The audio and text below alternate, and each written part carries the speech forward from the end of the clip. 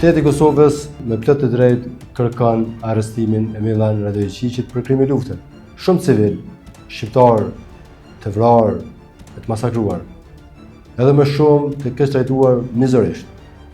Trupat e tyre të fshehur në varreza masive në Serbi, në batanit të gjeturit e fundit.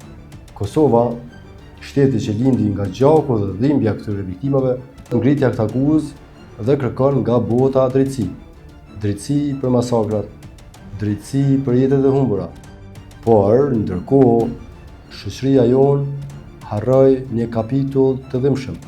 Harroi të tregojë se si ndodhi që një politikane shqiptare komunikoi, negocioi dhe bashkëpunoi politikisht me këtë njeri që sot akuzohet për krime lufte. Halo zemljake, se čujemo? Da, čujem te.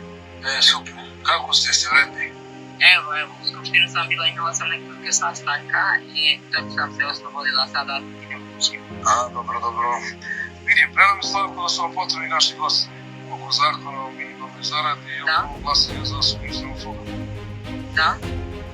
Ne vidim nikakvu prepreku da imamo uvijek oko toga, ali imamo mi neke zahtjeve koje ti treba da vidiš sa tvojim šefom. Ajde, vidimo tada. Evo, pošto je taj zakon utorak, vidjet ćeš ti sa Slavkom u ponedjeljak, a mi smo na vezi svakako, ja te pozdravljam i evo ti Slavka. Idem, ajde, prijatno.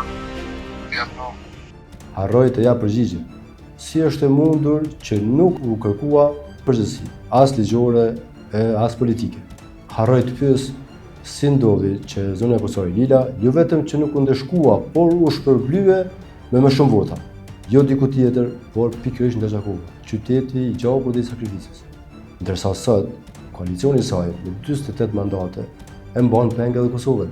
Refuzojnë të ulen me partitë shqiptare për të dalë nga kriza. Por dje nuk hezituan të flisnin me Radojqićin. Sot refuzojnë të ndërtojnë shtetin, për cilin sakrifikuan edhe qytetarët nga Gjakova dhe nga krejt Kosova.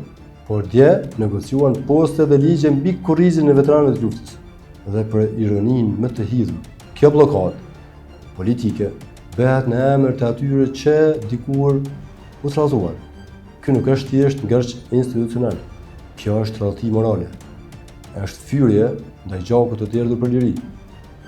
Për të mos thënë është përdhosje e shtetit që duam. Sot nuk ka më vend për heshtje. Është koha të kërkojmë llogari për Milanin, kriminalin e luftës dhe të pasluftës. Por edhe për Mimozën, politikanen që bëri pazare mbi gjakun atyre viktimave. Për gjithë ata që për interesa politike vazhdojnë ta mbajnë Kosovën peng. Kosova nuk ushtrirua për t'i bërë kriminalet alat. Kosova nuk ushtrirua për t'i kthyer viktimat në vegla politike.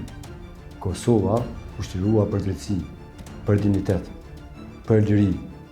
Dhe liria nuk është pronë e politikanëve, ndërsa shteti i Kosovës është i qytetarëve, të atyre që nuk pranojnë të mbahen peng, edhe të atyre mbi gjithë ata që nuk harrojnë.